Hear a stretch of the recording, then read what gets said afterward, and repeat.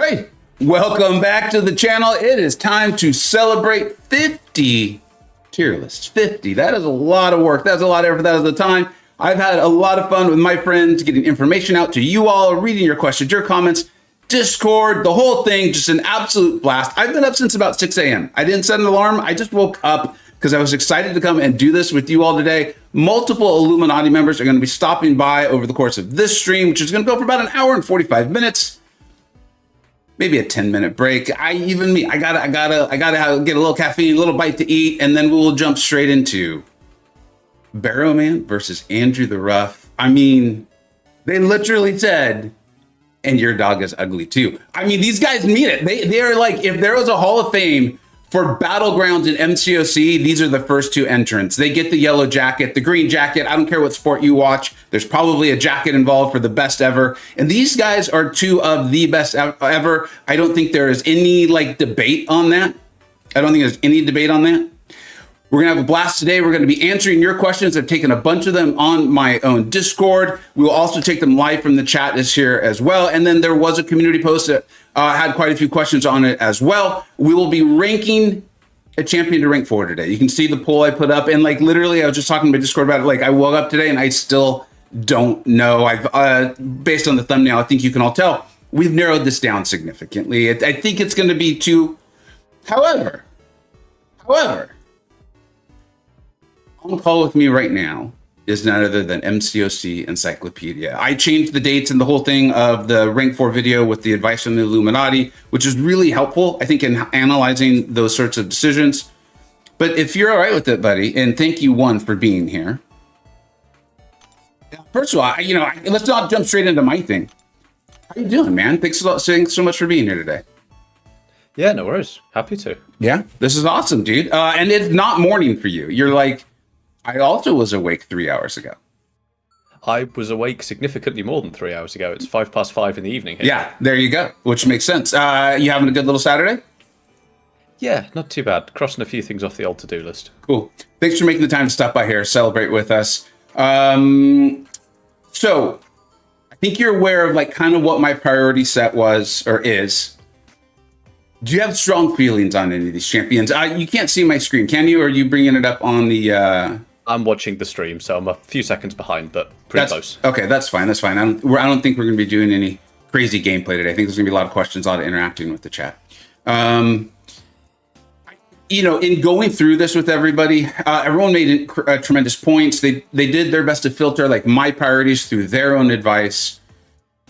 And I'll just say it so that way everyone kind of understands where we're at right now on this is based on the calls. And I didn't do the video in the order that the calls were actually done. And I had good reason for that. Based on the calls, I pretty much went into my final call with B McG.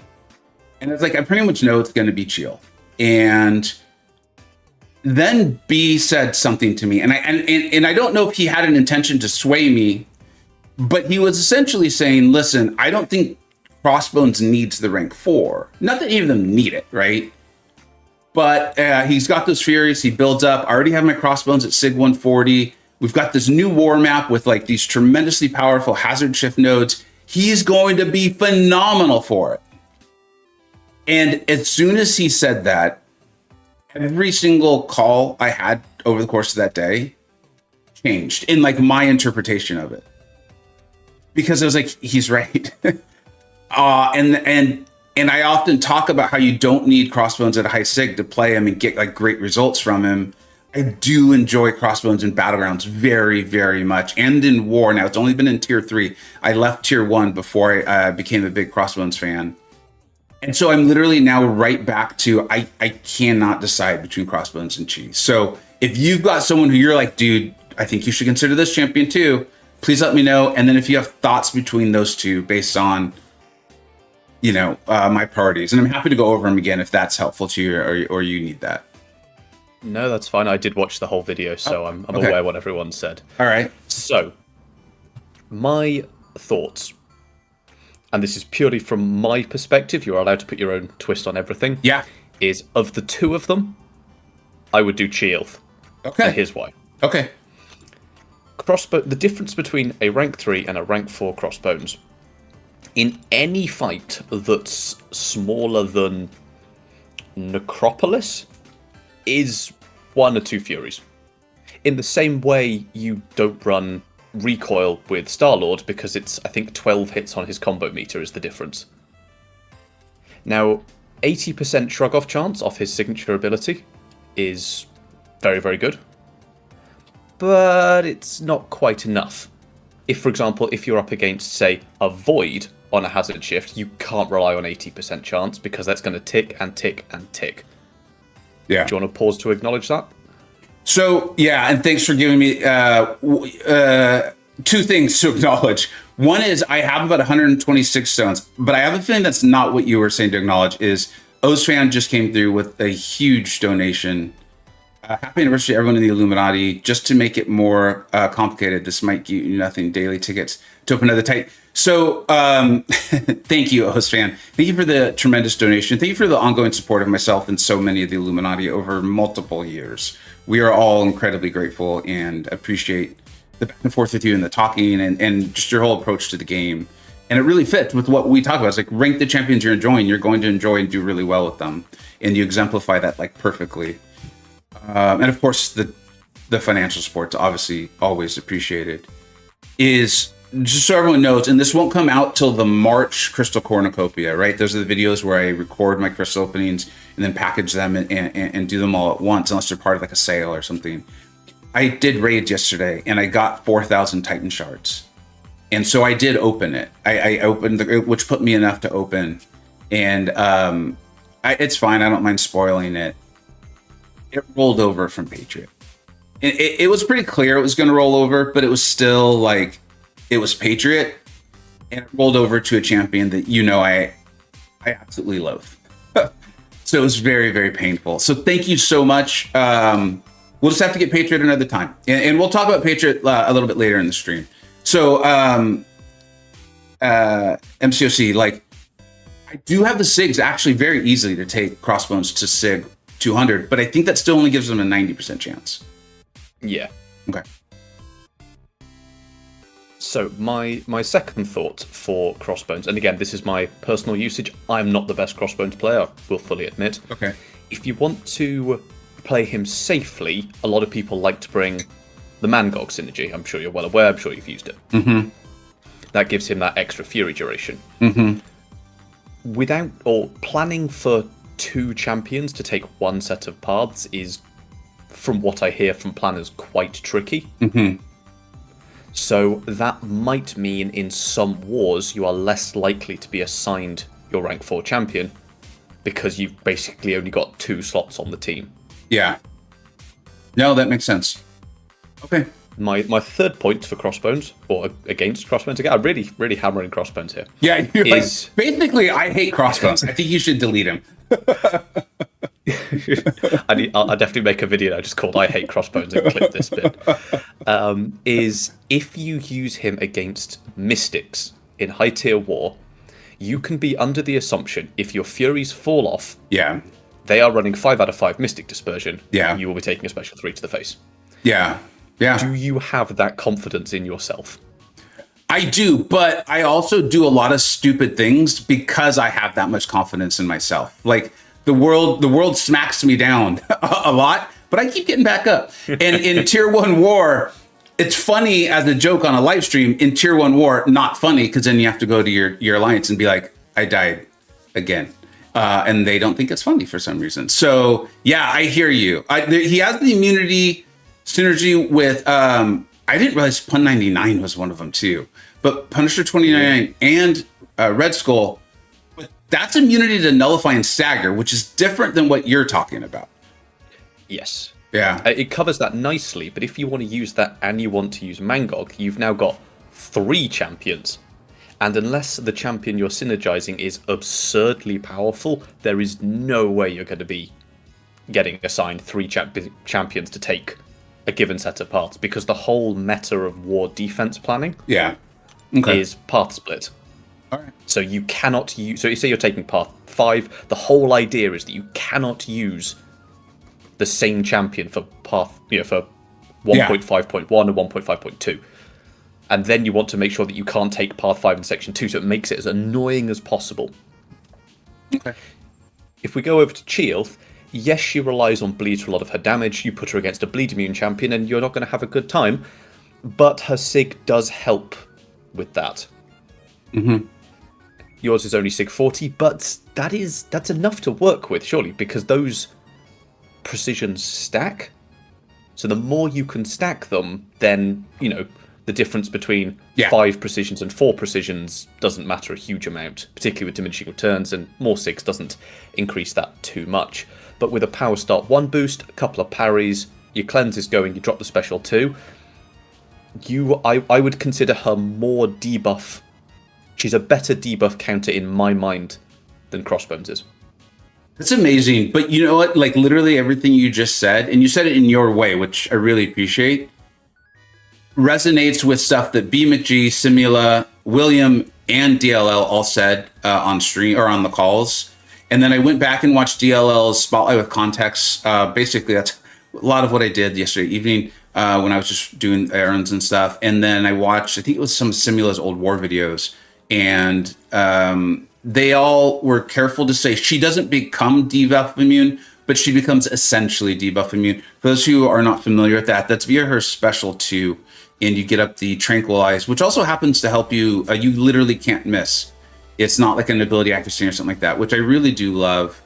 So I actually, in both of these champions, I still have some ways to go in mastering them. I think the term would be proficient with both, but I don't consider myself a master with either. So, okay. All right. Was any other point you wanted to make or any other champion you wanted to bring up on this? I mean, those seem to be the two that you're bouncing backwards and forwards between. I will very quickly mention Patriot because I'm even some of my most loyal viewers are asking me Patriot, and so I want to cover it in as many spaces as I can. Why is he has that reversal mechanic? Okay, everybody, and you've heard me say this on so many different videos and things that if a champion comes with a new mechanic, we've never seen it before, it immediately gets my attention. Then if the champion themselves also has, if they only have that mechanic, if that's their whole ability kit, I'm like, oh, okay. But there's a lot more there. And I think one of the reasons people think his damage is bad is because they don't have him at high sig, which I get. That's fine. That's okay. Or they haven't ranked him up. His damage can get very, very good. I've literally seen it. Also, B McG has shown me some really cool uses for the reversal mechanic. I don't hide things from you guys. I tell you, DLL is my boy. And if you're who's DLL? He is the champion designer. He's been my friend for 8 years. He helped me start this channel. He's now a champion designer for Kabam. I think most people know him from that. He has his own YouTube channel. He designed Patriot, and that is meaningful to me. He's my boy. Imagine if one of your closest friends started creating parts of a video game you loved. Come on. Right? If your friend invented a car, you'd be like, I think I might want to buy that car. Right? It's just, that's the way it works for me. And then last but not least, Patriot is getting a buff. And I don't know if you've noticed, but the buffs for new champions, the rebalancing, done things like take Silver Sable from a champion that I actively had fun making jokes. I was being playful, but I was like, you can't hurt me, Silver Sable, you and you're terrible. To a champion that now some of you are telling me I should take to rank 4. Because she's that good. The buffs have been that good. And so I'm dude, we already have Patriot in our 3rd tier on the tier list, which I really, really believe is accurate. And if they buff him, and he's the only skill champion correct me if I'm wrong, he's the only skill champion in the game that actually benefits from having debuffs on him. I guess Atuma is one as well, but we talked about that. Patriot has he has a protection in that from despair, doesn't he? Where is it? Kingpin also benefits from having debuffs on him, but he's not a 7-star yet. Thank you, that's right. Here it is. Incoming weakness effects and the potency of the opponent inequity mastery suffer 76% reduced potency. Now, I'm not a math guy, so I have no idea why it's the number 76. DLL, I'm sure, could tell us all. None of us would understand because it's very complex math. Maybe a few of you would. But again, there's built-in things that make him very relevant in today's current game and where the game seems to be going. So all of those things line up for me liking Patriot. I'm not telling you to go rank Patriot. The 50th anniversary tier list will come out literally tomorrow. It's recorded, it's uploaded, it's ready to go. Just my upload schedule says tomorrow at 6 a.m. And you'll see he's in our 3rd tier. So I'm not telling you he's the best skill champion in the game. I hope everyone's had a chance to kind of hear that analysis. And then Masacre, like, I just am not in a hurry to do the Krina's challenges. I want him. I don't want to hate myself, and I don't want to use all my units. And I think I would end up in both the scenarios to do the challenges. Finn, I love Finn. I don't love his challenges. And then for those who saw it, Kabam, the support and everything was very helpful to me. I didn't put any Sig Stones into Black Panther, so they refunded my 7-star Awakening Gem.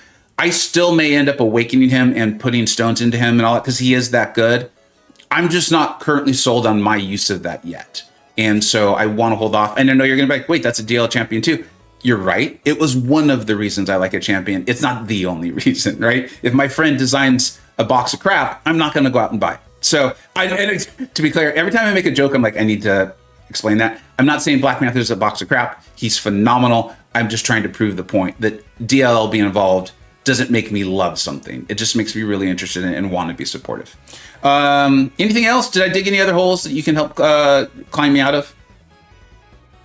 No, I think you did it well. Thanks. I would also point out Mole Man would be a fantastic rank 4. So I personally don't enjoy playing him. I just don't.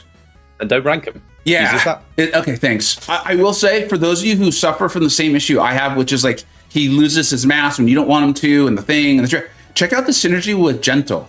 I'm shocked that people aren't talking about it more. His synergy with Gentle, it doesn't return him to pre-nerf Mole Man or fix, whatever you want to call it. It is a nerf, but it gets close. It's really, really nice. It's really, really nice. All right. Anything you would like to talk about before we jump into question time? I will have a quick look with at Patriot, and I think the reason a lot of people passed on him was because he came out about a year after Photon. Yes. Everyone went, he's a Photon counter. Very, very obviously he's a Photon counter, but enough time had passed that we didn't need a Photon counter. We had Mantis as well, but so everyone, he's a Photon counter, I don't need a Photon counter, and push him to one side, not realizing that there are quite a few other champions in the game that you have to fight sometimes, and that he is quite good for, really quite good for. I think there was just, it was almost like a labeling issue. It was kind of like calling Sentry a incursions champ. Probably 90% of the community was like, not interested, because that's not their mode. It's not mine. And I feel all in the chat, thank you so much. And like, Carl, I know. Exactly. It was a nerf, dude. Like when you take your dog or your cat in to get neutered, you don't be like, you were rebalanced. Sorry. That's just how it was always meant to be. No, you neutered them, right? Like it was a nerf. It was a neutering of Mole Man. You don't let all that time go by and be like, so it was just a rebalance. Like that's how I look at that stuff. So yeah. All right. I did want to point this out because Sim called this out live on stream and I completely forgot about it. Those of you who are like, dude, where's my XP? Apparently it's here. I didn't know. And here is the store. So you hit the store button and your refined XP is here. So we're going to sell all of this. Let's not actually have to hold that down for however long that would take. So we're going to sell it all. And I want to see what happens. I want to. Okay. That feels anticlimactic. Am I the only one who's like, that was it? I think you just skipped all of level 61 in one go. Dude, look at that. We're level 62 now. We're cooking.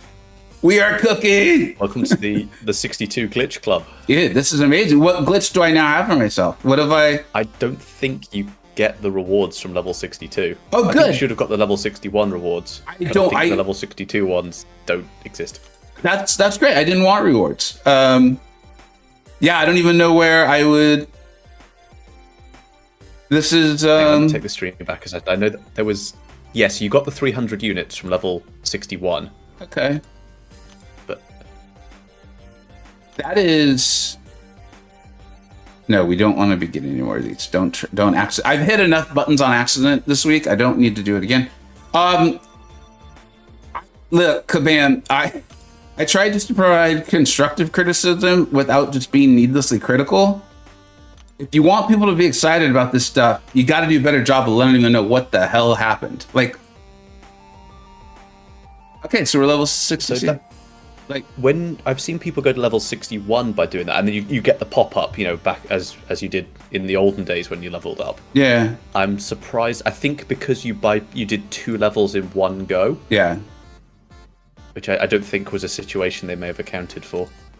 They rarely account for my power. I've noticed that happens a lot.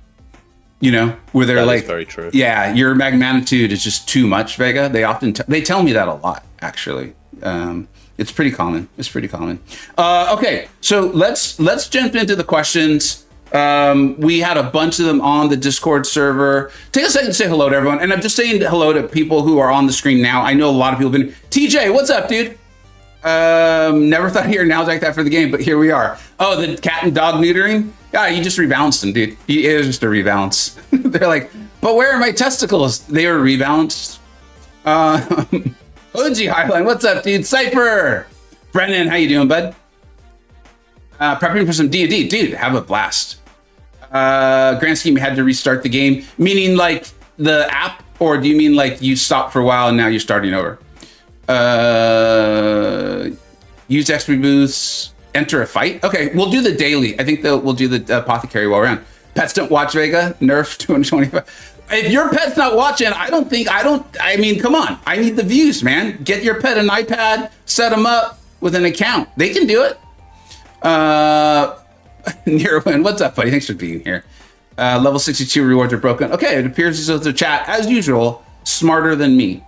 Why do you love Nova so much? My dog is named Nova. Honestly, Nova's a phenomenal dual threat in Battlegrounds in particular. I think a lot of their powers in Battlegrounds. Check this out. Tomorrow's tier list video, I specifically went through to try to highlight a lot of what's doable with the sheet and how helpful it can be. And I intentionally, we didn't talk about Nova.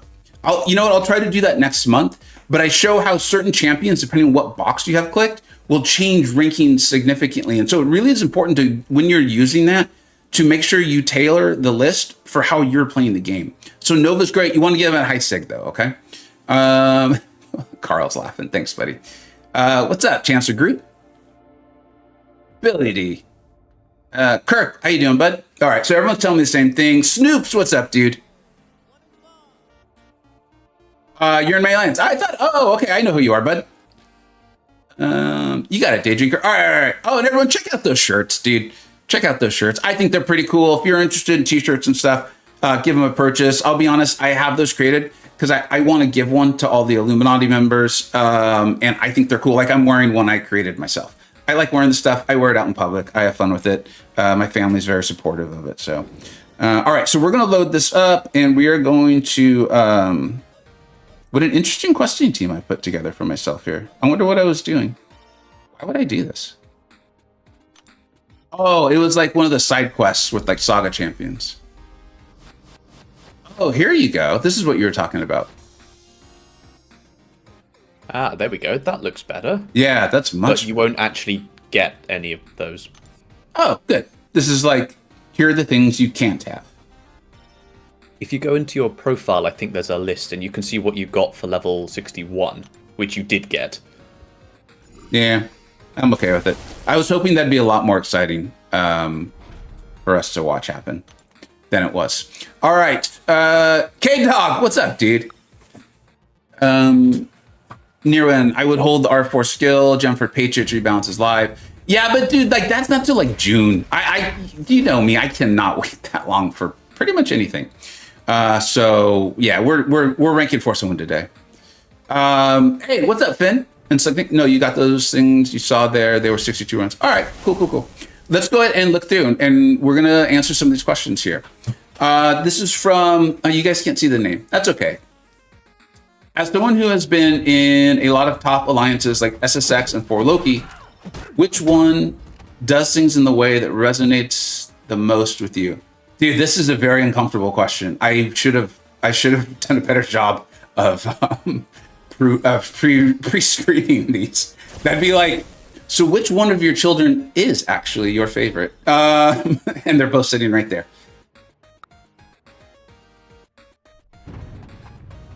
So obviously I haven't been in SSX or 4Loki for a while.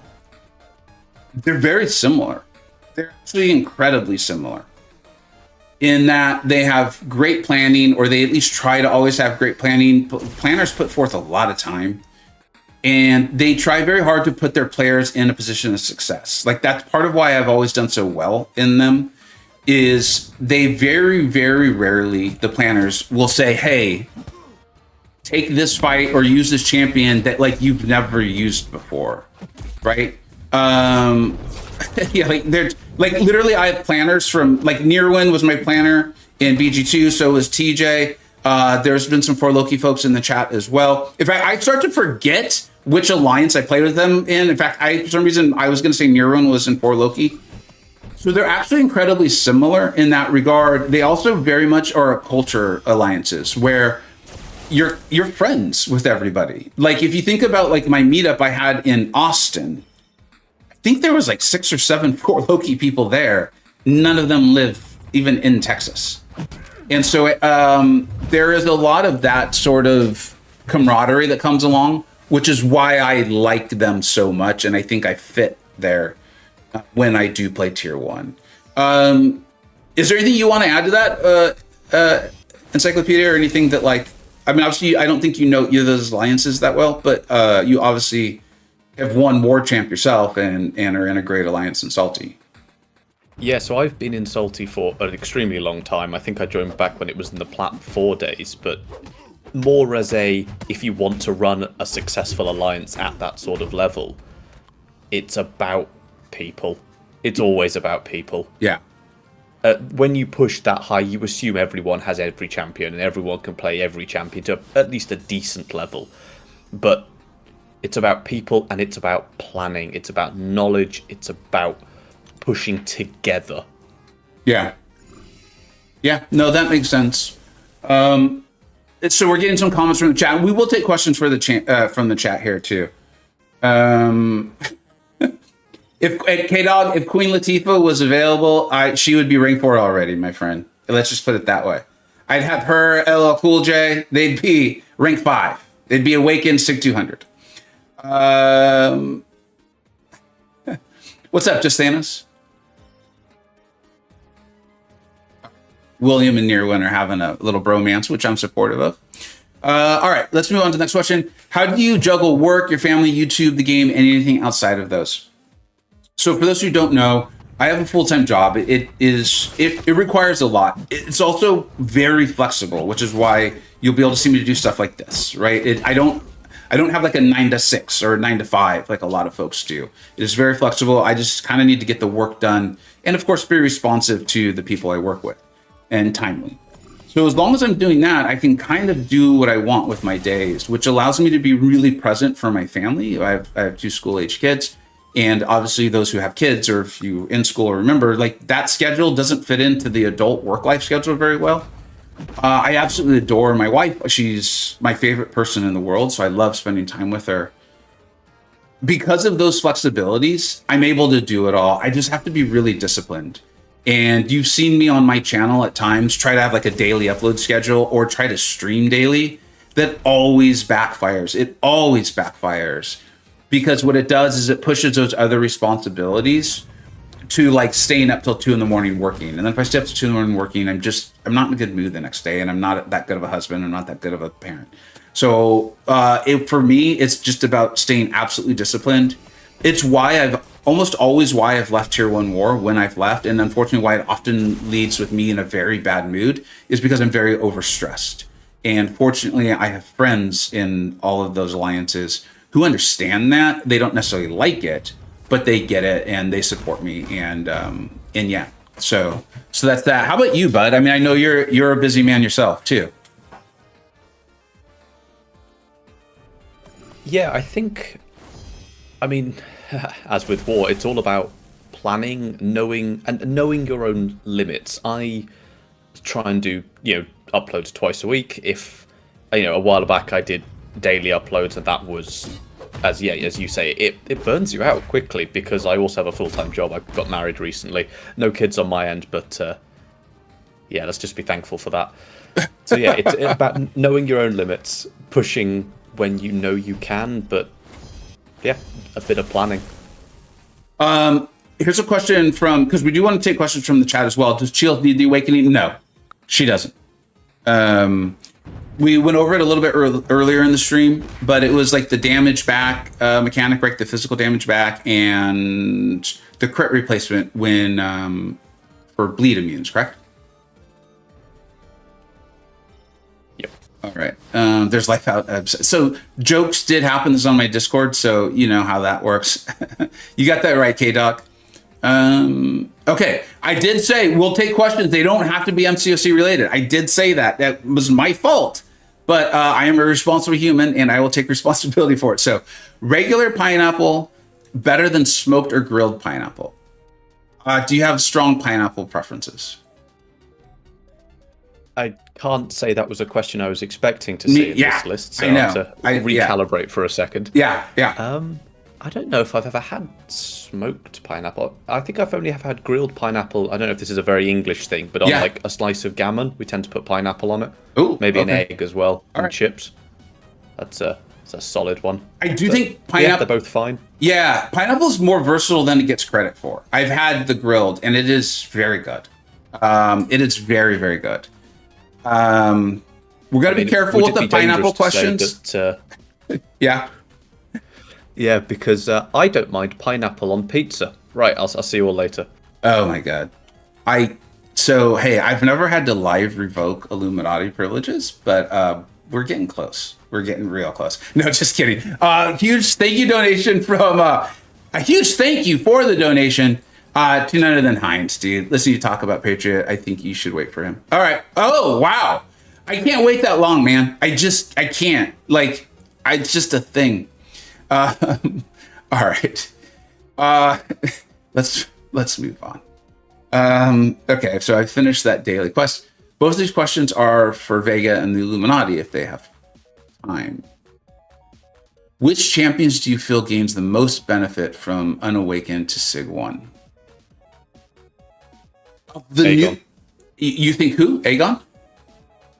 Yeah, Unawakened Aegon's unplayable. Sig 1 Aegon is at least kind of playable. You know what? And you actually put him in your top 10 for skill, and you talked about uses in act. Which act? I don't want to be wrong in there. All of them. Aegon, for a lot of people, he flew under the radar, but for the initial Act 6 run, I saw a lot of people. Well, not a lot of people. I saw some people using Aegon with great effect, even as far back as 5-star Aegon in 6.1. I remember there's a really annoying. It's a buffed up Symbiote Supreme that most people took with Void with the Hulk synergy. Mm-hmm. Aegon, I think, can do it in 8 hits. Which is not a lot of hits. Which is not a lot of hits. Yeah, I seem to remember seeing that at the time. Really? Okay. You and I have an oddly similar sense of humor. I definitely think of him more as like a long form only champion, and so that was really cool to hear you call that out to be helpful to people who are going through that content. Yeah, absolutely. I mean, Aegon could do a lot of things, but once you have 100 hits on the combo meter, Aegon is a pretty damn good champion. Once you have 300 hits on the combo meter, he is already in the upper echelons of champion, and as I'm sure we're all aware, maxed out Aegon is just obscene. Yeah, I mean, having gone through Necropolis, I thought, honestly, that Kabam was gonna make him almost unusable there. I was very surprised at how usable he was. Pepe and obviously Seaton showed that day one. Absolutely. That surprised Not the me. cheapest, but probably the easiest. Yeah. Oh, he was. Option. Yeah. I had gotten just kind of, I was over it, and I resorted to it. And actually, it was not as expensive unit-wise or resource-wise as I thought it would be. It was more expensive. Why is your resource? Apologies. That's right. Is that DL? It is. What's up, dude? My for some reason my Discord my Discord chat icons isn't working. I apologize because I think that would be really cool. But DLL is now on call, as well as MCoC Encyclopedia. What we are answering is champions that get the most benefit just from Sig 1, going unawakened to Sig 1.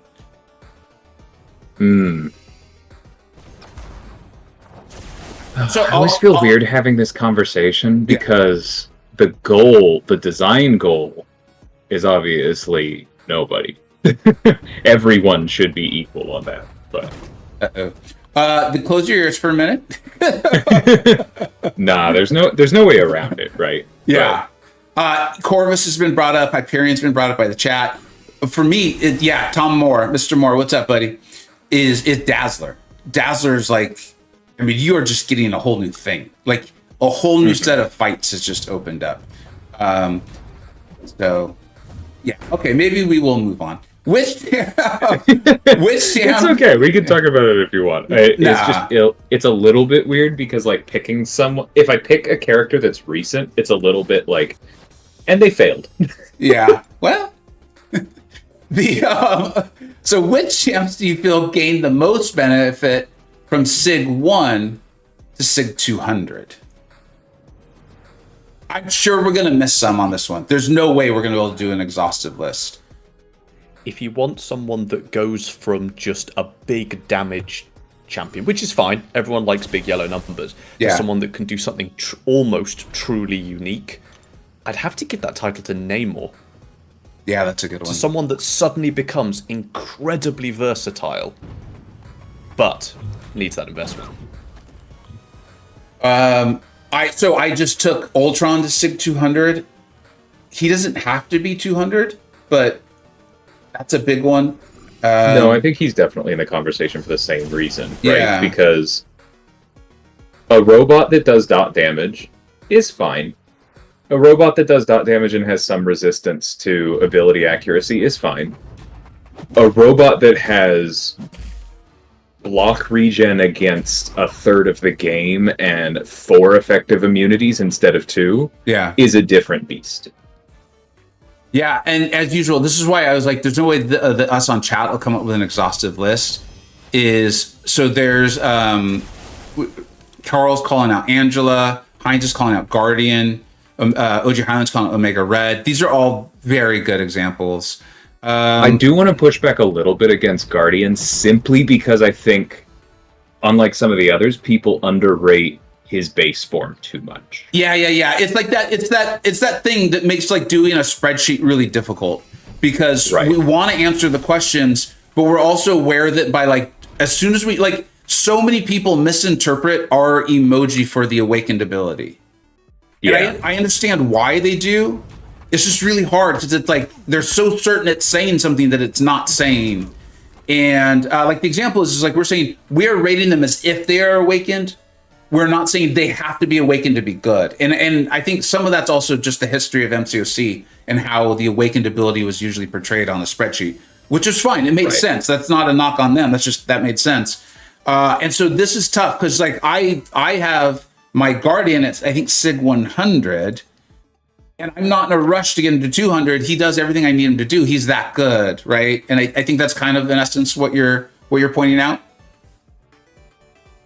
I mean, the Guardian does gain quite a bit. I just think it's very much a separate category from your Namors, your Ultrons, your Angelas. Yeah. Because I don't think like Guardian doesn't really gain a new ability, and he's already very versatile without it. Yeah. He does gain energy resist, which is huge, but it's like it's still only 80%. It still won't save you everywhere, so it doesn't feel as strong, if that makes sense. Yeah. No, it's more the delta. When you think about like all the things that are in this SIG, it makes sense that like if you made all of those like an impenetrable wall, he'd be even more ridiculous than he is. Right. Like, yeah. And Hassama's making a good point. I think there are a lot of people who are like, well, I can't rank Guardian because he's not duped yet. And that is what I'm pushing back on. Yeah. Which is the hard thing on the sheet. Because it's like, no, we're not saying that. I get why you think that. Because then even sometimes people will have like, and it's a nice back and forth. They're like, well, can you then maybe do an unawakened sheet? And it's like, This is going from like many hours of work to like days. Like like every month, like I feel bad. I do genuinely feel a little badly. I think I said thank you. I may have said I'm sorry. Like the Illuminati in the last 2 weeks has done so many tier lists because we completely revamped the relics, and then Battlegrounds came up, and then this one, right, kind of in preparation for the 50th anniversary. So I'm aware of the hours of time it goes into, and then it also becomes very difficult to, because a lot of what we do is based on our experience. And so be like, how do we now try to gauge what an unawakened guardian's going to be like in in-game content? Like, I don't know. Like when we try to only talk about things we know. So, right. Can I touch on Prowler for a minute? Yeah. Because Prowler's brought up, and I've taken Prowler to 180. So I believe in it a lot. Because Prowler's an interesting case. Because I talked to his designer about this, and I was like, I asked him point blank, it's like, were you trying to make that like a resource dump, a high sig chase? And his response was, actually, no, that's what was mathematically necessary to make 20 SIGs late in the curve as valuable as 20 SIGs early in the curve because of how diminishing returns works with stat focus and masteries and all of that. So I've seen that graph of Prowler. It shoots up right at the end, but if you normalized it out against diminishing returns, I imagine it's pretty linear. Right. And that was his goal. Because diminishing returns is such a weird thing, because I have like a roughly intuitive grasp of it because of a few numbers, but my brain doesn't like do it automatically. I'm not sure anyone's does. But like as a specific example that I remember from Absorbing Man, 80% is roughly 8,000 or 9,000 depending on challenge rating, and 90% is roughly 19,000. So as you get up there, you have to shoot up.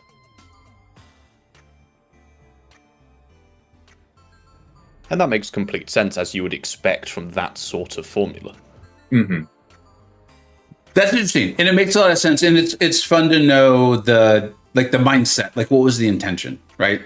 And you guys are making a great point, and that's something for us to try to think and keep in mind, because we see these huge numbers. I know at least I see this huge number, right, for this crit rating, and so I just assume like, well, the next 20 is good. Like I think it almost doubles the number, or it's a large amount. Let's put it that way, but. Right. Once you account for diminishing returns, but that doesn't also mean it's not worth it. Worth it. That's what I was going to say. Yeah, ultimately, it's like it's still worth it. I want to do it. It's just, it's an interesting analyzing. Oh, Old Man Easy. Yeah, Sig 1 on Luke was great.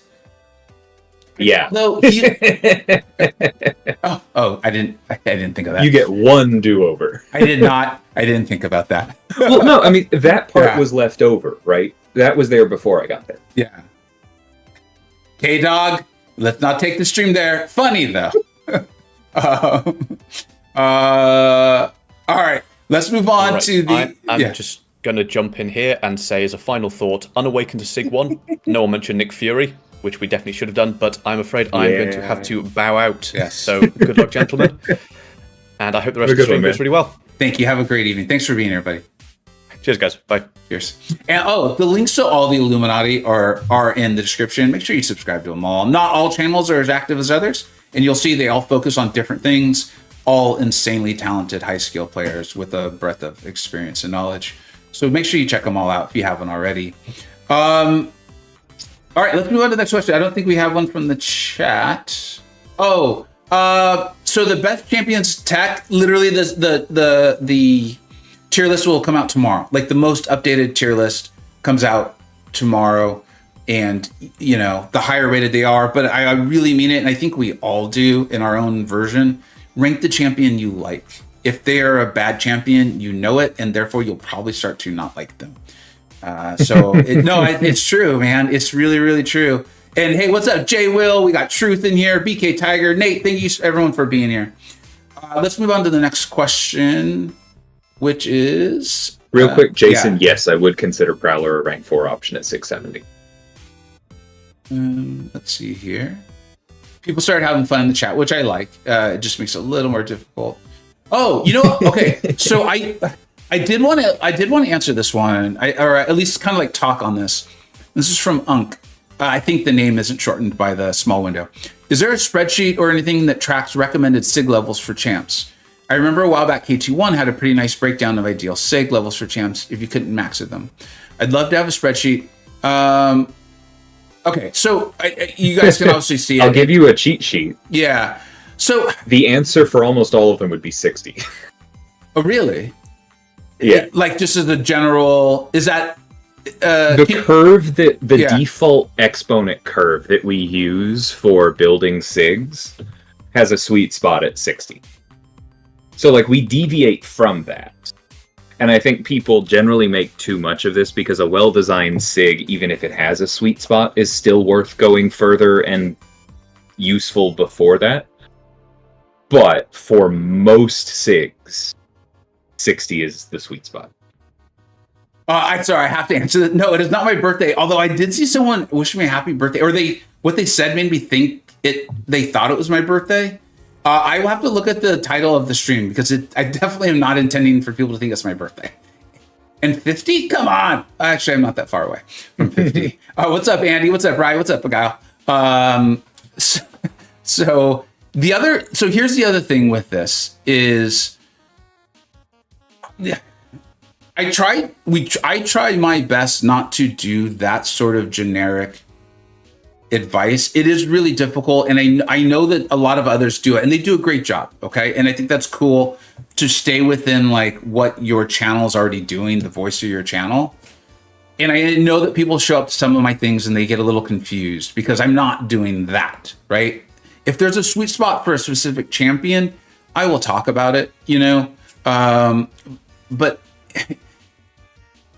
it's just, I think it's so much case by case basis and it gets so nuanced that trying to have a generic sheet like that, while I understand why it could be helpful, is not something I'm currently like too invested in doing. I don't know. I'll talk to the group because I do see why it'd be helpful. And like one of the spreadsheet wizards is really good at saying like, hey, I think this is kind of the sweet spot for this champion. So it's something we could potentially look into as time goes on.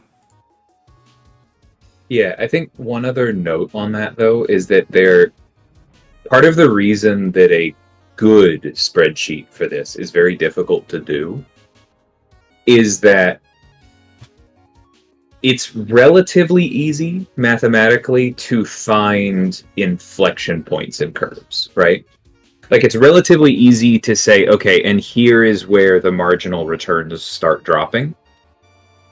The problem is that doesn't take into account how important what you're looking at is, how its usefulness scales. Prowler is a good example. And it doesn't take into account the floor, right? Because there are characters that have very clear sweet spots at like SIG 60, but they get enough at SIG 1 that their sweet spot isn't actually SIG 60. A really good example of this that I can pull off the top of my head is Shang-Chi. And his isn't at 60, but like you can find a sweet spot quote in his curve, but at SIG 1 he's doing 10% extra damage, and at SIG 200 he's doing 20% extra damage, right? In my opinion, that floor versus ceiling comparison means it's not worth giving him SIGs at all, and therefore there is no sweet spot. And so like you have to do that separate from the actual math.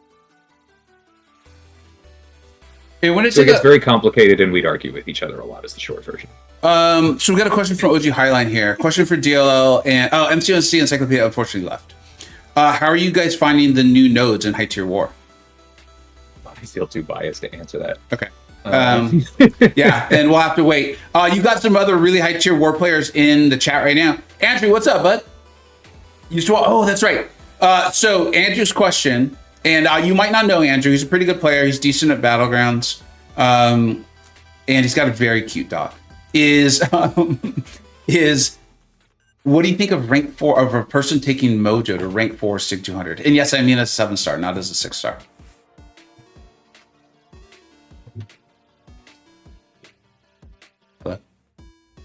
Did I lose him? I lost him. I lost him. I do like Mojo quite a bit. Okay. There you go. There's your answer. Oh, that was for me. Okay, I Yeah. misunderstood. I'm sorry. That's all right. No, I'm probably not 100% here. I haven't Got it. fully eaten after the gym. Got it. If you want to go grab something, just go grab something. I made mute for a minute and have some pretzels. I don't want to hear a thud and then a long silence and then sirens like 10 minutes later. I don't need that on my head this morning. No, I love Mojo. He's very, very good. I think the only criticism I have for Mojo is that if his block proficiency were 5% better, it'd probably be fine. Yeah. I'm hoping we get to see a little Sig 200 rank 4 Mojo later today. We've got Barrow. I almost said Barrow the Rough. Maybe I need to go eat something. Barrow Man versus Andrew the Rough in literally only an hour and 7 minutes. I'm pumped up for that. Let's see. Oh, Yustafa, what's up, buddy? Right. So that's what I was talking about. The tier 1 players. They seem pretty excited for you. For the new map. I'm trying to look through for the actual questions. I'm laughing at Carl's. I do want to clarify you actually mean John Williams and not John Philip Sousa, because that feels like a question that was intended for Sousa. So DLL, unless you really want to say something on this, I think this is just a question or just a thing for me, is 7-star magic. This is like this is the tag big me in if you want me. debate. Yeah, I think I'm just gonna say it and then I think we move. Is like I understand that a lot of players disagree with this. This would really bother them. But this is how I feel, is if there's a champion, and I think Magic is probably one of them.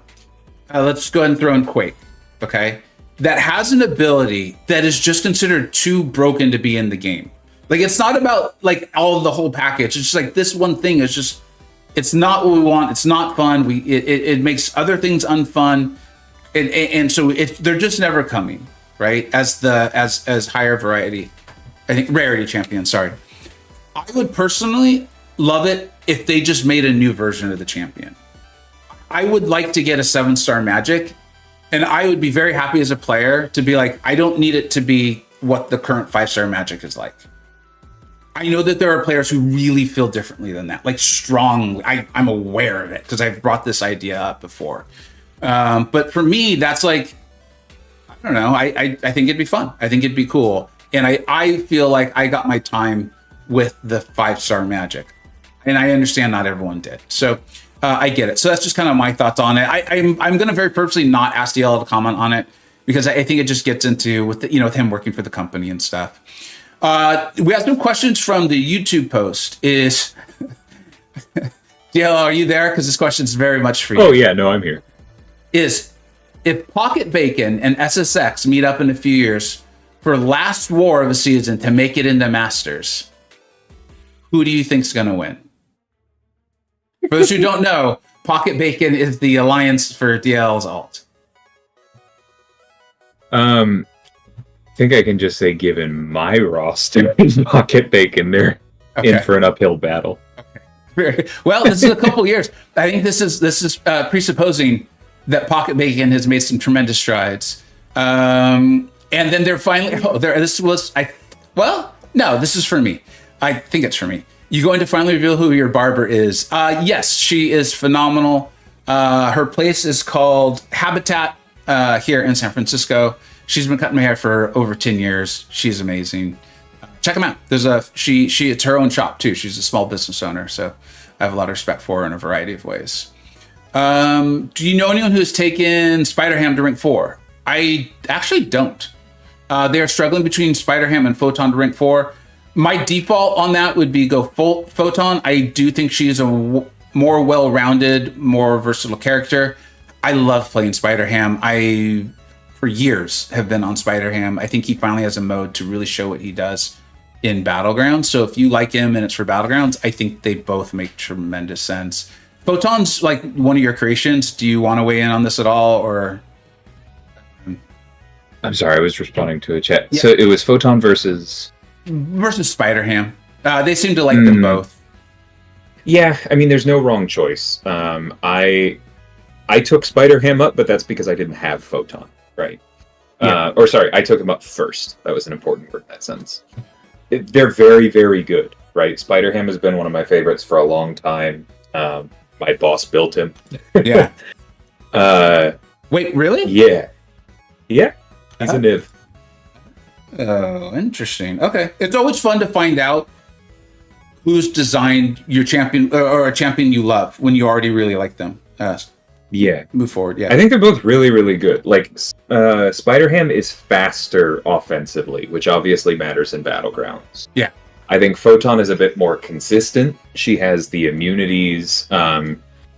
It's a more even output. And maybe you take that as an endorsement. Maybe you take it as an indictment. I don't really care. Photon's obviously a more dangerous defender, but spam can be a real problem. So again, I don't think there is a wrong answer. I do think I lean Photon. All right. This next question, DLL. Again, I think like maybe you can laugh as I answer it because I think again it's not appropriate or fair to have you answer this question. If you could make a one change to a hot tier champion to make them better, or any champ you feel is underpowered, which champ and what ability would you change?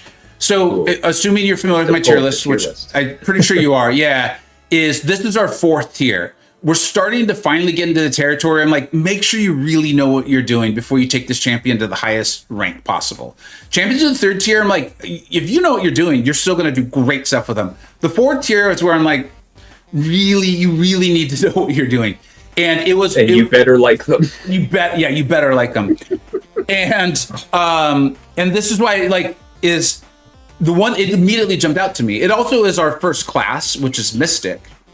It was Deathless Guillotine, and it's I see her power. I get it. Like even Nas meme of like if no one got me, Deathless Guillotine. Like I get it. I love using her in Necropolis, and unfortunately that might be part of what's playing into my mind.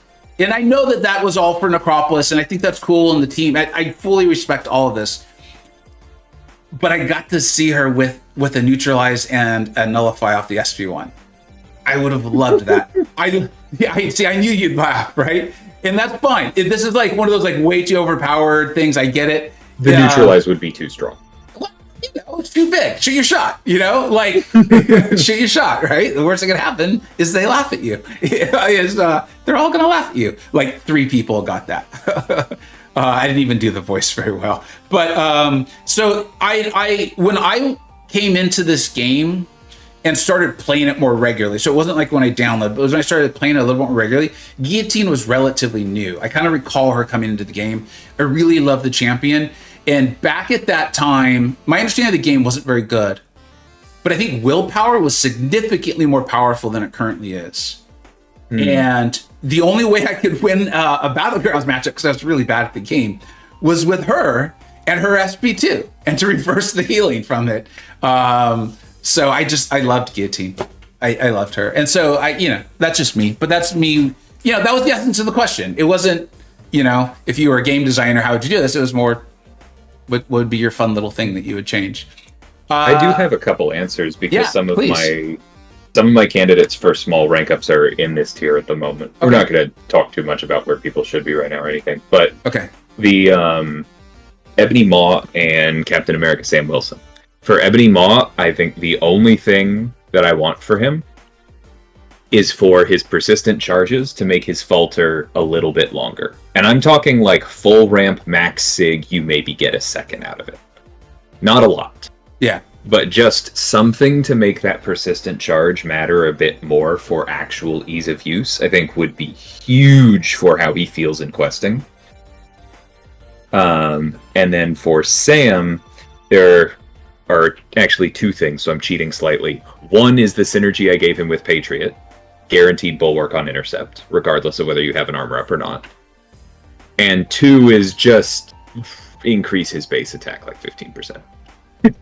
Is there any way we could make that happen? Like, I could just sneak into like the computer, the code, and enter that stuff. Like, I actually enjoyed the last Captain America movie, and it reminded me how much I would love to play Cap Sam Wilson, but I just don't enjoy doing it. So, but I get it. I want to answer this question because and I'm going to take it in a different direction in a little bit, but it's from Brian Burke. It's going really well. Thank you so much for being here. But no code today. I didn't even go to Kabam and I asked them, even though we have an incredible Battlegrounds matchup in this, like I didn't. And so we don't have a code today. There went half the viewers. Just kidding. But, and also, have I gotten to test the rework Cyclops and I've gotten to test the new Jean Grey. One, I can't confirm if Jean Grey is coming out. In fact, my understanding is it's actually Gwenpool and Superior Iron Man that were leaked in that email.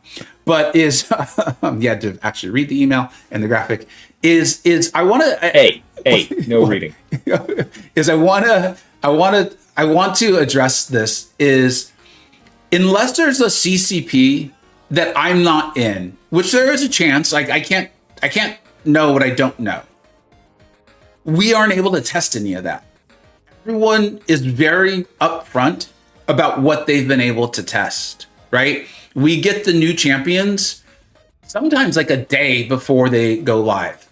It's getting better and better, our ability to test them so we can put out better videos for everybody, right? It's less like, I think this is how they're going to work, I'm not sure, It's more like, oh, I got to test them over a period of days and test a variety of things, and this is how I believe they work, because it's new champions, right? But I can't watch everyone's video, or whatever. But by and large, what I've seen, everyone that's in the CCP abides by their NDA, and the NDA does want us to tell you what we've been able to see and test. Like, yeah. I'll use some industry terms here. Yeah. We call the live server production. So we refer to it as, prod or production. The CCP server is what you call a post-production server. As in everything that shows up there, like, comes through the live server to some extent. And what that means is that the CCP has to wait for the new patch the same way everyone else does. Yeah. Like, characters that have not been released, whether under NDA or not, just don't exist outside of what we call pre-production environments. And I want to touch on this because I know it's become kind of a thing, right? MSD made his post yesterday about the Ares fight. I actually have a lot of respect for the young man. I think it's really hard to come out and say like, "Hey, I made a mistake," or "I did it," and he did it, and I think that's awesome. But and I wrote that on there, and then though I got some like responses to my statement, and I didn't even respond to them because I try not to create or engage in like hearsay or just the dramatics that aren't based on anything real. And so, but I am going to say it now because I can actually talk as opposed to it just being this thing. It's like, to the best of my knowledge, literally no one was complaining. And it seemed like somehow it was trying to be misinterpreted into this like thing that's way more dramatic and anger-filled than anything I'm aware of. I think he just did it. He read it. He made his post. I think it's very direct. It's very honest. And that's it. Like, none of the CCP was able to go and like test this fight or anything like that. And you saw that. Like, I'm still not very good at it. I'm better than I was, but I'm not very good at it. So, and this is why you always hear me say, I respect the heck out of like Simula in particular for a variety of reasons. But the relevance is, if there is any sort of ability to test a boss fight, like a 9.1 or whatever, he obviously goes in and tests it, but he gives a ton of great feedback, like significant feedback. And then he makes the video to help us all for it. And I respect the heck out of that. That's a lot of time, effort, and energy he doesn't need to put in. And then he does. And he helps all of us. And he also helps us by making the fight better. So I think that, and again, he's very upfront about it. So I just wanted to touch on that for a second. We don't talk about the second CCP. Apparently not, because I don't even know it exists. Hey, what's up, Zuzu? I'm not getting why MSC is getting all these flack for saying, because it's the internet. Because it's literally the internet. Like, I think people I don't know. I don't know. I can't get into the mindset of people. I will say, like, Yeah. there is one clear thing there, right? Yeah.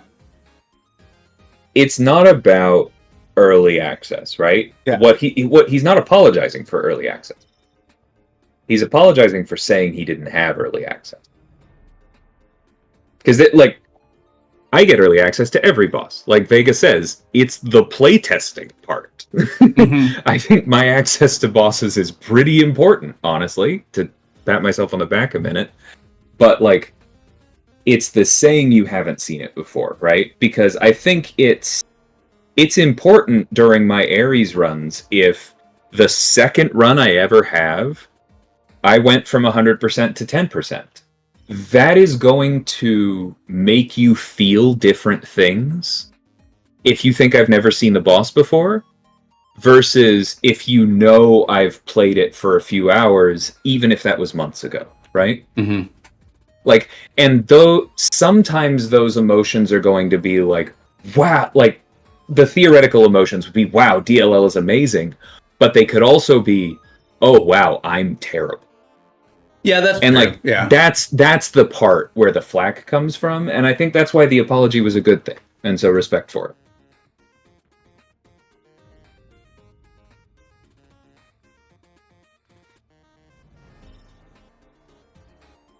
Impact versus Pierce. Impact is block pen, Pierce is block pen and armor pen.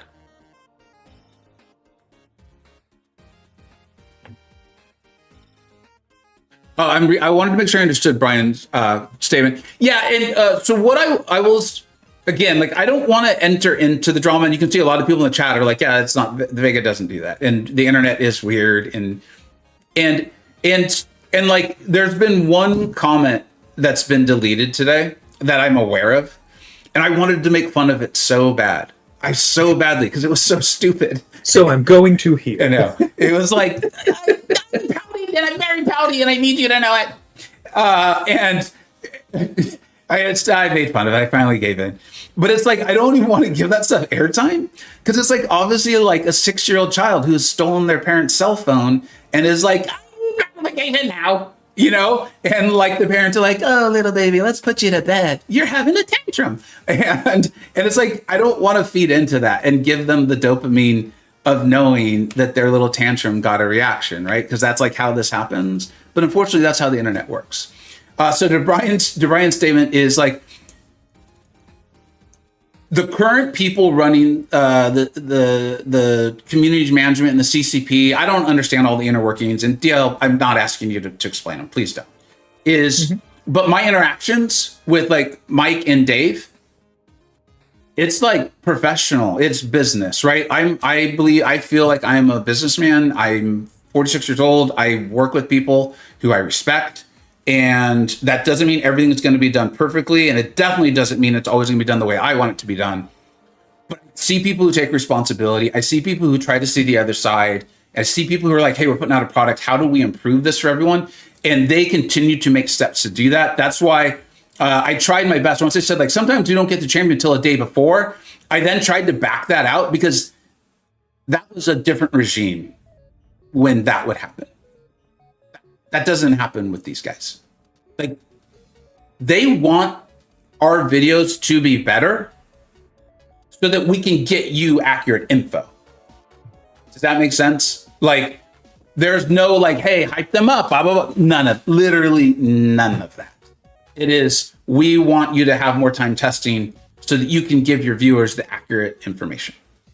And I'm like, dude, I can back that up all day. Like, that's why, seriously, if you've paid enough attention to my channel, you'll notice that like somewhere in like November, December, I got really excited about covering this game again. Not that I was unexcited necessarily, but the more I experienced that and that group, I was like, dude, if that's what we're doing, I'm all in. Because it's high integrity stuff.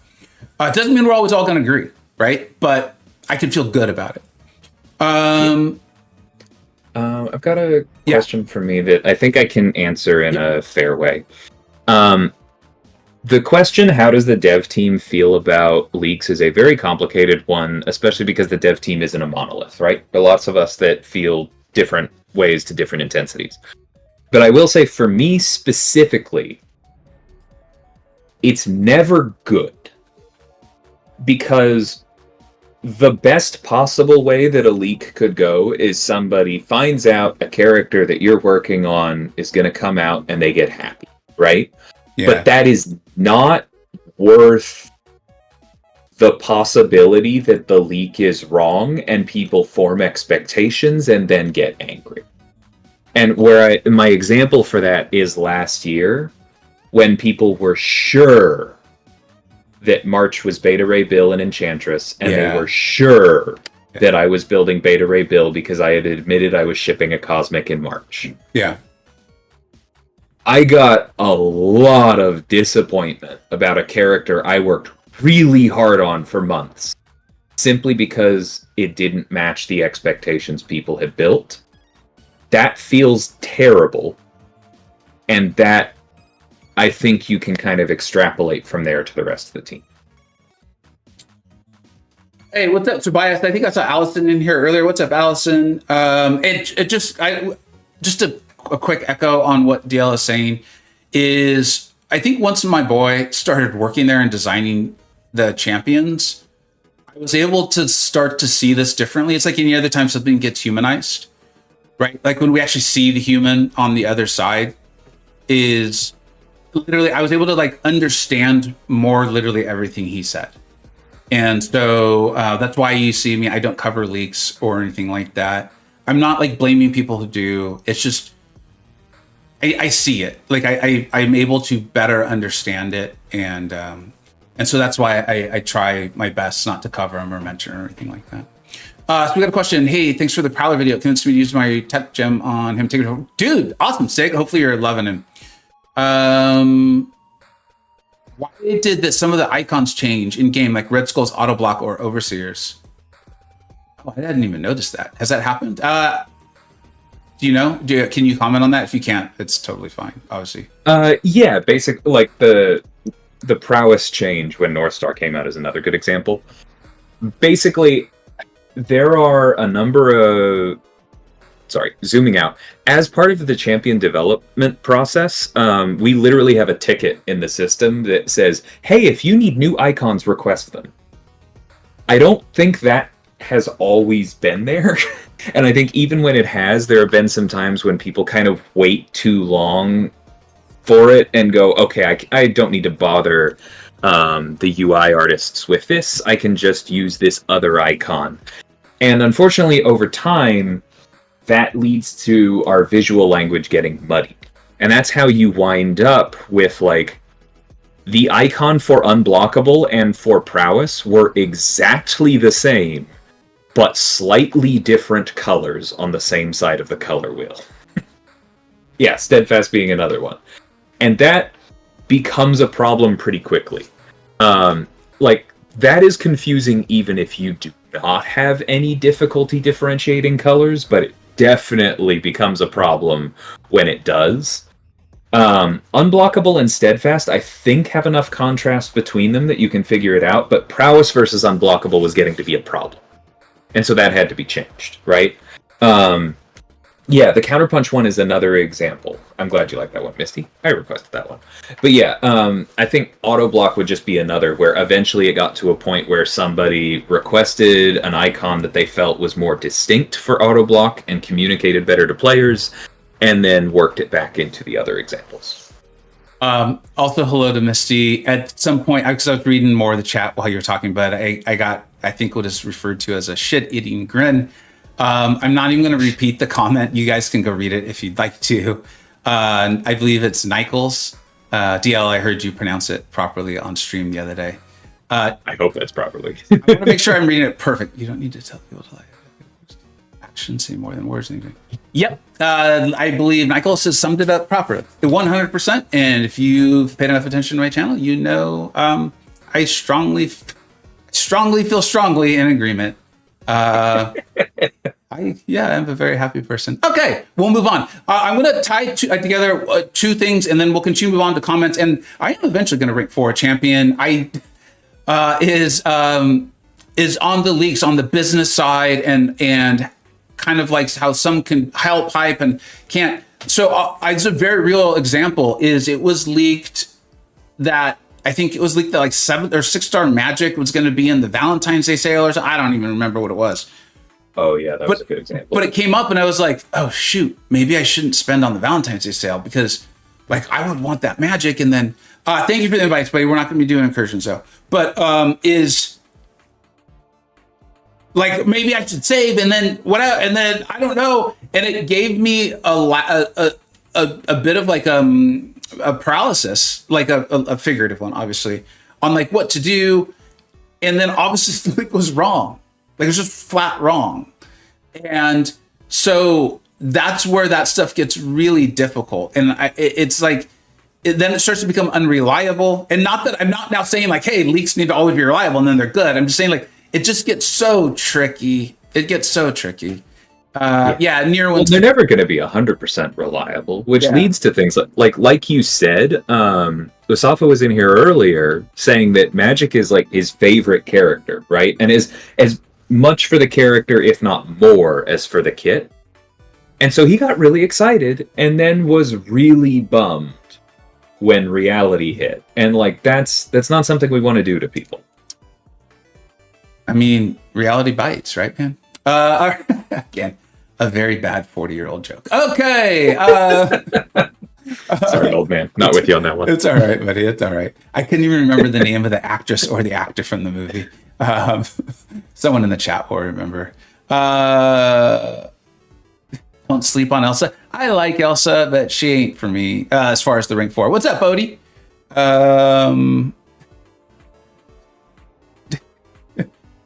Michael, that's a very strange one-word sentence to write in a chat. Only old man gets joke. Thank you, old man. Easy. Winona Ryder. Thank you. God, I couldn't believe I couldn't remember her name. I was like the lady from the show with the kid who does the magic and she's bald. Yeah, as you can see, that's how my brain's at. In fact, I should probably go eat a little before Barrowman versus Andrew. Okay, let's see. Oh, so this was a question that says, ignore the color-blinded coded defense mechanism of the Enchantress. I'm colorblind and she's ruined the game for me. I need a colorblind mastery point. Is there anything, DL, like in games that is done to try to account for that? Because like the color, like Ares was very much color for me. You know? Yeah. And that was like my go-to. People were like, check the eyes, check the arms and the above the. And I was like, dude, I ain't got time for that. I just don't.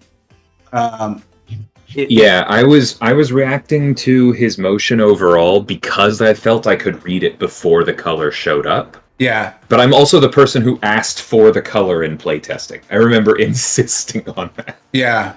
So I get it, and I'm glad it helped. It's honestly really, really difficult, right? And the biggest problem is simply that there is not just one kind of color blindness.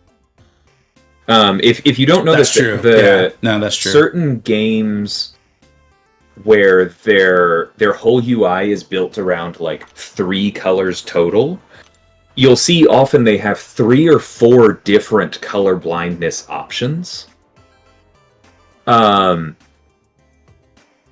Because like you need different color schemes, different contrasts for the ways that different people's eyes work. And I don't think that's possible in our game. I think we have too many effects that are color-coded. There are just too many of those things for us to fully solve it. Yeah. That doesn't mean that we shouldn't pay attention to it, right? This is something that we have been talking about more. If it makes you feel any better, one of our designers actually does have trouble seeing different colors. And has, as a fun little thing, we tend to color code our code when we're building characters. Some characters are almost impossible to read. Hulkling is a atrocious, like, melon, pink and green thing. Anyway, but that character designer has sometimes asked us to change that color coding so it has higher contrast so he can clearly process the code, right? And we're trying to bring that same energy to icons and VFX when we can and when it matters. There's just going to be a limit to it. And I promise I'm not trying to be callous. There's just going to be a certain point at which we probably can't go any further. Yeah. And Enchantress's icons are maybe one of those, because I don't know, getting 3 icons that all have clearly distinct colors that fit the visual language of the game and also make sense on for color blindness without starting to look like other icons is going to be tough. Simply because she has so many spells, right? Like, haste is clear to me because it's green and not yellow. If we start standardizing things too much, then we need a new icon for haste because it'll start looking like unstoppable. And I realize if you're colorblind, that's already a problem, potentially. But, like, to truly account for color blindness, we would need to standardize things to a degree that would also make it confusing for everyone else. And ultimately, I think that's just not a road we can afford to fully go down at this point in the game's lifetime. All right, I appreciate that, buddy, because I know it is important to you. And having met a lot of the people who work on the game, I know that accessibility, I think would be the term, is important to them as well. Not just for financial reasons either. They want people to play the game and enjoy it. We're starting to run low on time. There's still so many good questions. Like, thanks for everyone for coming by and dropping these. And I'm sorry if we did not get to your question. I meant what I said, that I woke up this morning and I truly still did not know who to rank for. Sheilth is winning this poll. There's been 504 votes and she's winning with 63%. That really surprises me. Really early on in the poll, Crossbones was actually winning it.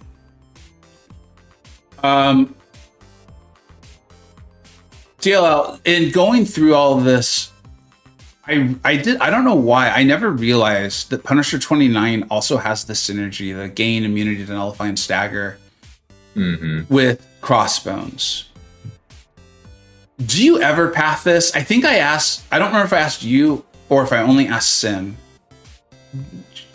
Do you guys ever path this in war? This synergy, this team? Because to me, these are like really powerful champions. We have, yeah. Okay. But it doesn't sound like something that you're like, oh, we have and we do, and we look forward to it. Like, this isn't that. No, we definitely have. Oh, that's what the bug was. Sorry, I knew there was something bugged about this synergy.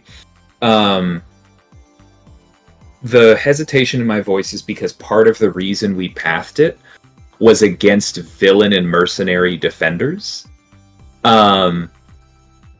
Because last time I checked, it was bugged and it didn't require him to be gaining contempt bonuses.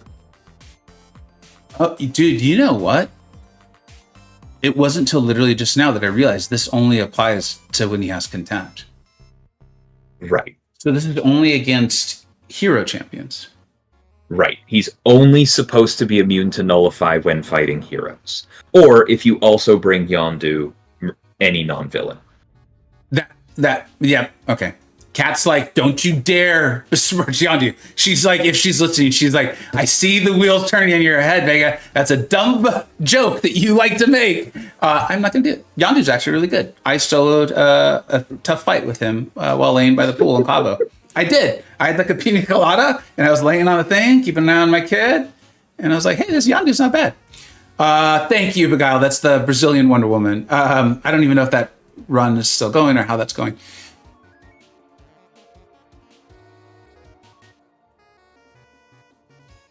DL, any last thoughts on this? I truly like, to be clear, it's because I like them both. Like, right. I know a lot of people are like, oh, dude, skill sucks. I'm like, I don't think skill sucks. I really don't. You see the tier list that I like proudly put hours in just making the video, much less the hours that myself, the Illuminati, pour over the rankings each month. And you see how many skill champions are really highly rated. These just initial ones always feel so huge. Right. Any last thoughts? And I think with that, my final thought is just It is your next rank up, not your last. Yeah, that's right. Was that O's fans or Mikey? I think so, yeah. Yeah, that's like a direct quote from.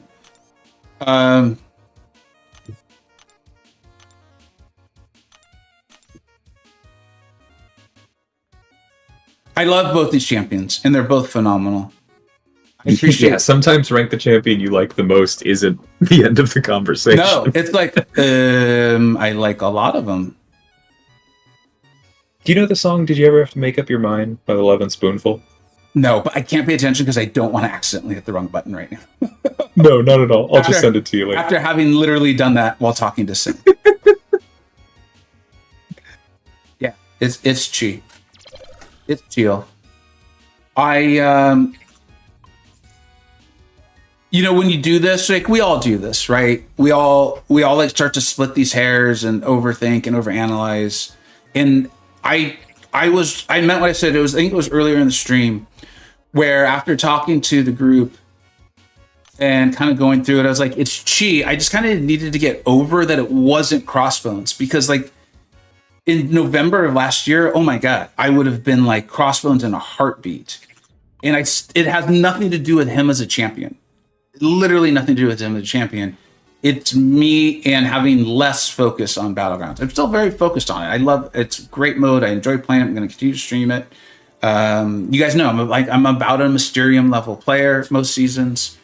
And he's phenomenal there. But it's about like also the questing, also the potential return to tier 1 at some point in 2025. Although Crossbones is great there too. It's that I noticed she had really become a comfort champion. Like when I was talking to the guys, I use that term. I think it may have been in the call with DLL. And I purposely did the video not in the order I did the calls, because I was concerned if I had done DL's call first, that would have almost felt like a conclusion, the way that call went. And I was hoping for more of an evolution so that it was helpful for everybody. That's fair. But then the last call, the actual chronological last call, was with B McG. Mm-hmm. And he ends up saying, it's not going to be a direct quote, but he's like, the Crossbones and the Fury just really need more. And the thing is, with the with the really new difficult hazard shift lanes in the war map, he's going to be phenomenal. And it like made it like, it's like the end of a movie that has a great twist at the end. And you re-see all the scenes like with this new point of reference. You're like, oh my God, oh shit, they were always there or whatever. Like that's how I reviewed every single call. And I was like, wait, Crossbones is amazing in Battlegrounds. I'm not, you guys are like, we know you're not as good as Trappy. I'm not as good as Trap. But I can do some pretty cool stuff with Crossbones. So having him at rank 4 would help me expand what I can do with him in fights. If I make a small mistake against Photon, it'd be less punishing, or I could end the fight faster. And I'm like, and it truly gave me paralysis on this. He's gonna go to rank 4. It just depends on how quickly the rank 4 materials come in and all that stuff. But then again, talking with NC today, that's my nickname for MCoC Encyclopedia. I don't know if it makes any sense. Yeah. And you all, and just kind of going over it. And for those who didn't see this part of the video, it's a very long video. She has tremendous synergies with a lot of champions I really like. One of them is my other rank 4 with Shield. Yeah, interesting. I wonder. That's really interesting. And of course, if Absorbing Man ever comes out as a 7-star, that would be really, really fun. I would like that. I love using the Overseer. If Immortal Abomination ever comes out as a 7-star, I really do like Hulk, of course. I mean, who doesn't? And then She-Hulk as well. So this would just make her even better in war. And then it was actually William. I'm sure a lot of people made this comment, but it was William who was talking about Battlegrounds, and he was actually advocating for Black Panther Civil War, who I think would have made a lot of sense. Mm-hmm. But he was saying it from the dual threat standpoint. And in the Battlegrounds tier list, I tried very hard to not make it seem like dual threats are the most important in the game, in that mode. And it's hard because for me, they are. but that's because, again, of like how I play and where I'm at. If I draft a pure attacker or a pure defender early, I feel like it is more likely to lead to a mistake in that my opponent will draft something that counters them, and now I'm kind of stuck, or I've got to like have a strategic loss or something like that, or a throw. Whereas if I can draft dual threats early, the more dual threats, the better off I feel. And everyone commented about how she's actually, even William, who's, I think he said his highest finish ever was top 14 in BGs, and he spends a lot of time on his studies, so he gives you an idea of like how high of a tier he's playing, was saying that like, Chilth can sometimes catch him, So, yeah. I don't fear her, but I definitely respect her on defense. Because like I said, you block once when you weren't meaning to without a perfect counter, and, well, you better hope you win on time. Yeah. It's 10:30. Shoot. Let's take a couple more questions, and then, guys, we will end this before. Obviously, you're like, no, shoot, we'll end this before the next stream. But I'm actually gonna have about 10 to 15 minutes of downtime just to make sure I get that stream set up properly and get a little snack. Small bite to eat, because I want to bring some energy for that. Because that matchup, I'm so pumped up for it. Like, in my opinion, the two greatest Battlegrounds players, they are the initial entrants into the Hall of Fame for BGs. Thank you, Bean. Thanks for being here, buddy. And again, remember, Crossbones is amazing. I still think he's the best skill champion for Battlegrounds for sure, and one of the best 7-star skill champions in the game overall. Thank you for the congratulations on all this stuff, y'all. Did we have any other questions? Thanks for being here, P-Dubs. I'm now going back and I'm seeing this. We did have a question about Spiral, just because I don't want to ignore that. No, I haven't seen anything of that. If you are sure that there was no defensive ability accuracy reduction at play, then please report that with as much context as you can give it. If you have a video of it, if you know what champion you were using, any of that, what champion you were facing, any of that is helpful. Because, that's a new one for me. What was the question? They've just run into using Spiral and the Dancing Blades not saving them from full combos. Oh, yeah. All right. Alfie, I am going to disagree with you there. I understand why you are saying block proficiency for Chilth, but I think with the way her crit damage scales with her spirit charges, I do think crit rate is the correct move. Is that what I have currently? Is crit rate? I haven't even. You do currently have crit rate, yeah. I think if you're doing Necropolis runs with Chilth and you are like exclusively going heavy counter, then Alfie's correct, because you don't care about crits. You're just going maximum bleed damage. The only thing that matters is how long you can bait heavies. I've never. I need to dive into her kit more. I very much. That was the other thing. So I watched like your spotlight context video again last night, and it made me realize like I have a few levels of skill to rise with her as well. Yeah, which is cool. Why I was very excited about that. But where is the wording on her? Oh, you actually scrolled past it. One more. It's right above Sister Eagle. There it is, the last line. Critical damage rating and bleed potency. Yeah, so her crits get pretty big. Where's the part that talks about... Oh, there it is. Well-timed blocks. Oh, yeah. No. That's not what I'm looking for either. Where is the part about the benefits you get from well-timed blocks? It shortens the timer. That was up there under Sister Eagle. So will the Magneto pre-fight do that? No. That's a good question for the room. Well-timed blocks refer to specifically just the timing of the block. Peek behind the curtain.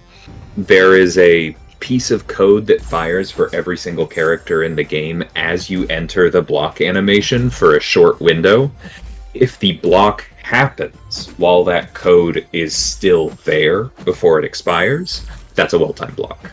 So parry has nothing to do with it. Parry just hooks into it.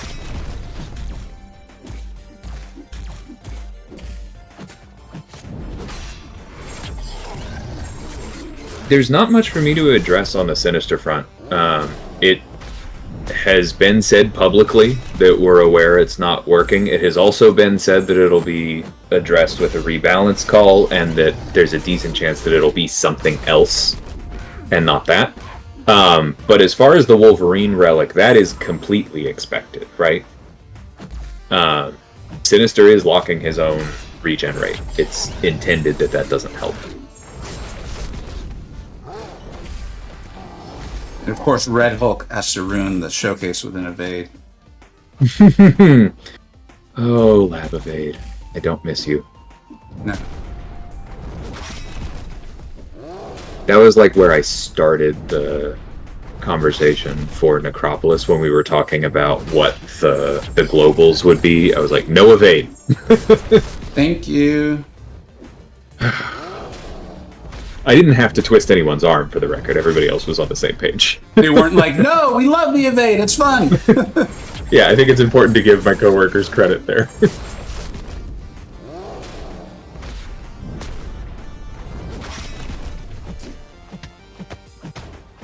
Yeah, that's pretty wild. That's a good example of what I mean. So big.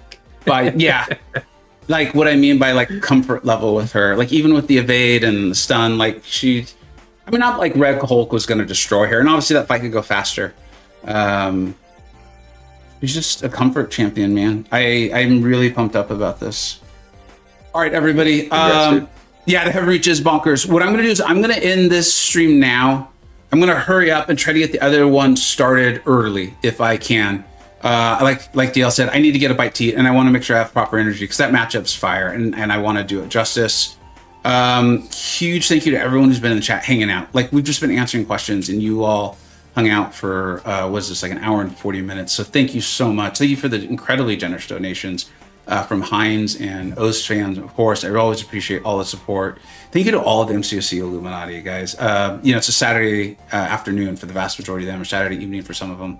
And some of them were able to stop by, or they helped record videos and all that stuff. They do so much work to get information out. I just happen to be the vehicle that we get it out from. So I'm really grateful for all of them. Please go subscribe to them. They are listed in the description. There are other channels. Thank you, MCoC Encyclopedia, for actually being able to show up today on a Saturday night for him, no less. In DLL, on your Saturday, late morning, afternoon. Thank you so much for being here, buddy. I always appreciate everything. You and I are doing this from day one together, man. Absolutely. Yeah. Why don't you go ahead and take us out if you don't mind? Yeah. Thanks for hanging out, everybody.